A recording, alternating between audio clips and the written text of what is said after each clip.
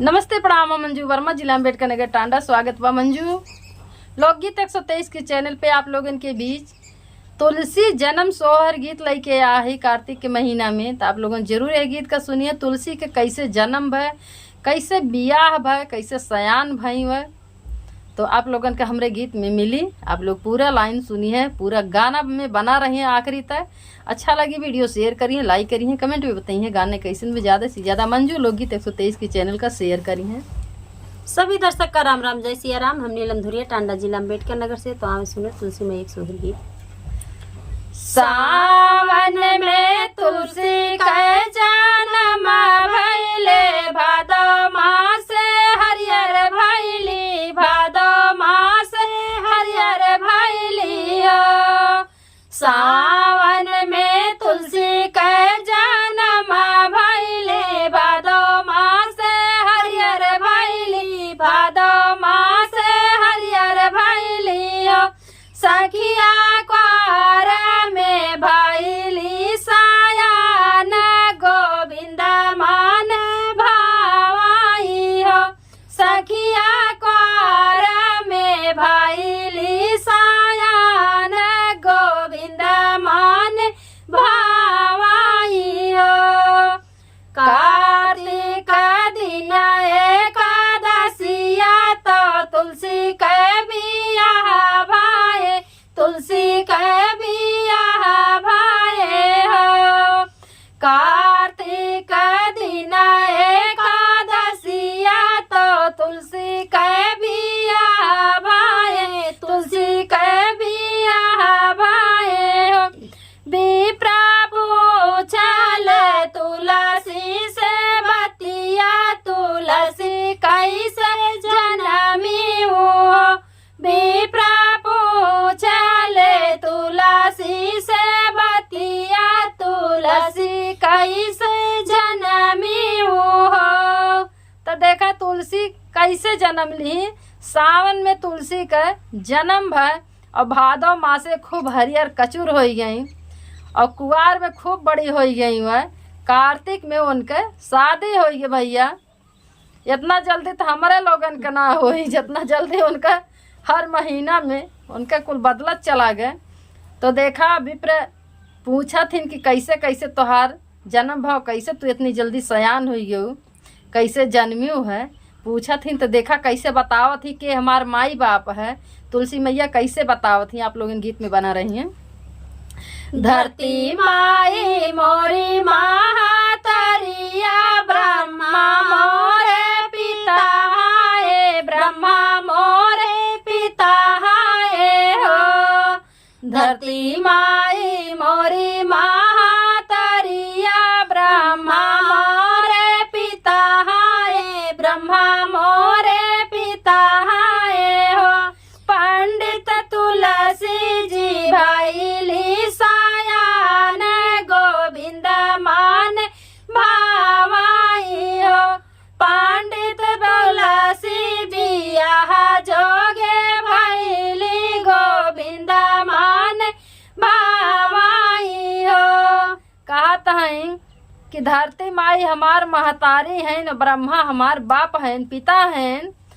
और तुलसी जी जल्दी से सयान भई, उन बियाहे जोगे हो गए, गोविंद के मने भावे लागी।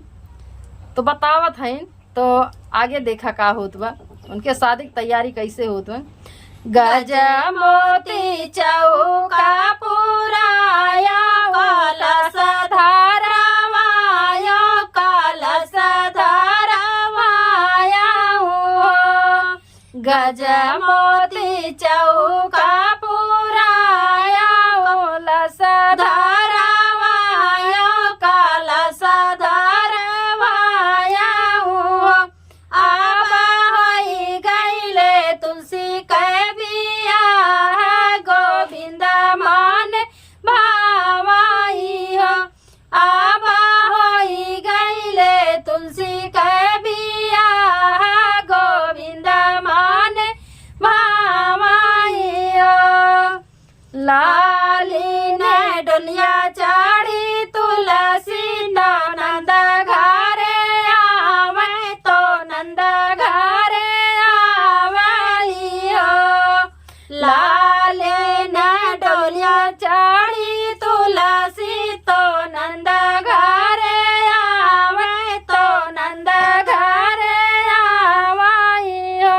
सखिया गोकुला में बजत है बधाइया कुपिता रानी रुक्मिण हो।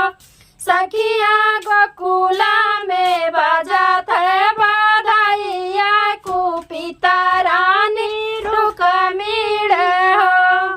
तो देखा उनका शादी हो के खूब धूमधाम से, लेकिन वह लाल डोली से सवार हो के जब अपने गोकुला में आवत थी नंद बाबा घरे, तो देखा रुक्मिण देखा थी तुलसी जी का तो एकदम जर के आग हो जाती, बहुत ज़्यादा गुस्सा में हैं। तो का कहा थी आप लोगन गीत में हमरे बना रही है पूरे लाइन में, बहुत प्यारा गीत बन। यही सन सुंदर तो ही तुलसी तो देहिया के हरियर तो देहिया के हरियर हो। यही सन सुंदर तो ही तुलसी तो देहिया के हरियर तो देहिया के हरियर हो। तुलसी मोरे पीठी धरालू आगिया डोलिया चढ़ी आयो गोविंद माने भाई हो।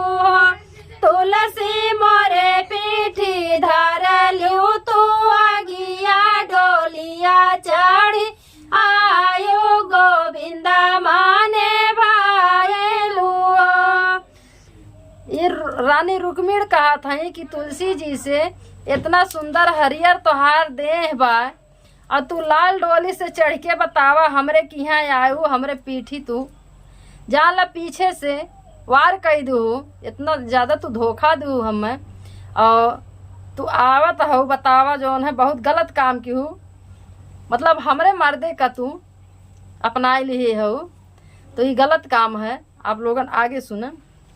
हथवा में ले हूँ नायरिया तुलसी पेड़वा कटती हूँ, तुलसी पेड़वा कटती हूँ।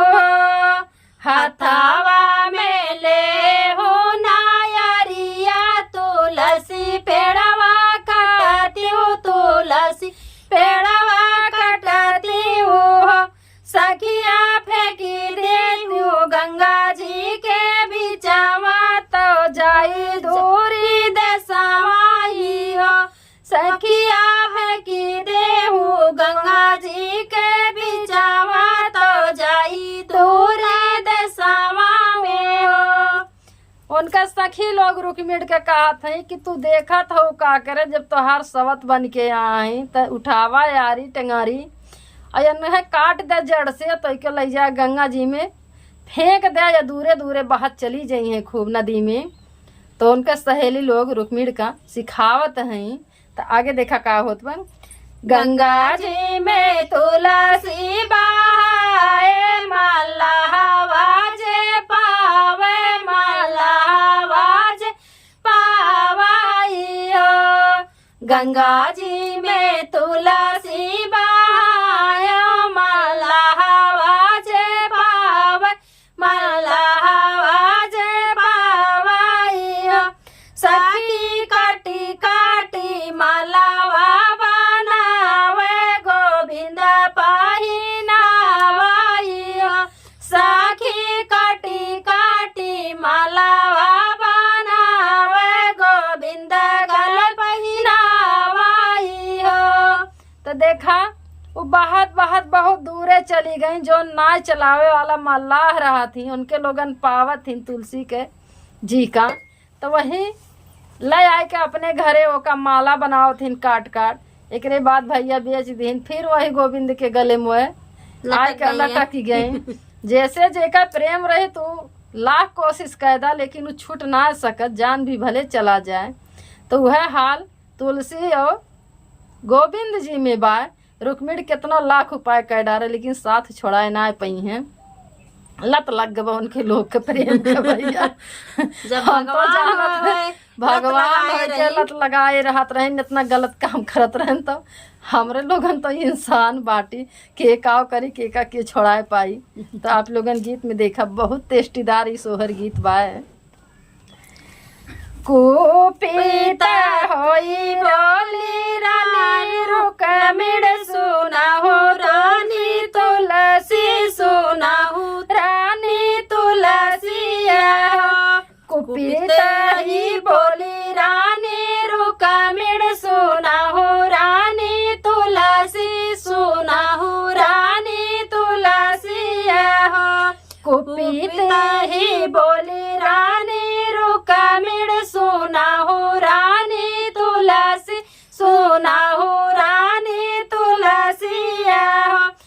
बहिनी कवन कवन तप कैलू गोविंद गाले सोही हो बहिनी कवन कवन तप कैलू गोविंद गाले सोही हो। रानी रुक्मणी दूर हो जात रही गोविंद से, लेकिन तुलसी एकदम मन के पूछ पकड़े रही भैया। लेकिन अब ये बेचारा खिसियाई के उनसे फुसिलाए के पूछा थी, ये बहनी तू कवन ऐसन तब किए रहू है।